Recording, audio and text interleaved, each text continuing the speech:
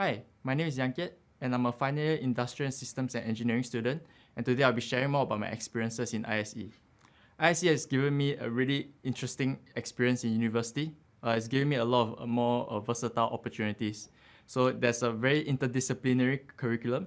It has many courses on engineering statistics, modeling, to project management, and to even financial modeling. It can even help you get different minors and second majors in statistics, economics, computer science, and many more. There are also many versatile job opportunities available. I have many peers of mine going to do industrial engineering jobs in the semiconductor industry, or maybe even in banking operations to learn more about how a bank works. Some even go to do software engineering roles, some even consultants, and some to do data analyst roles. The opportunities are truly endless with the industrial systems and engineering degree. And lastly, we will have a system design project that all ISE students will do at the end of their tenure in ISE. So this is a really unique project to work directly with a company of their choosing. So it's an opportunity to do real-world work with your fellow industrial engineers. I, for one, have a project with GIC where we are trying to map carbon intensity emissions across many different companies. So I have many different internship experiences. My first one was a project management intern at Universe. So this is more of a maritime company where I kind of utilized what I learned in industrial systems engineering, especially in terms of their project management and business intelligence. The next was my RPA developer intern at HP, where I utilized what I learned in those computer science mods in ISE, predominantly on Python. Right after that, I decided to go on a more business route and I decided to change gears completely. So I went to MUFG Bank, which is one of the largest banks in Japan, where I did regional operations planning for about 6 months. This was my compulsory internship, and it was truly an eye-opening experience that led me to choose what I wanted to do in the future.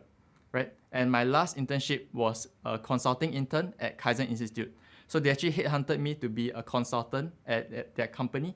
And this was really focused on more lean, more Kaizen types of methodologies in terms of consulting.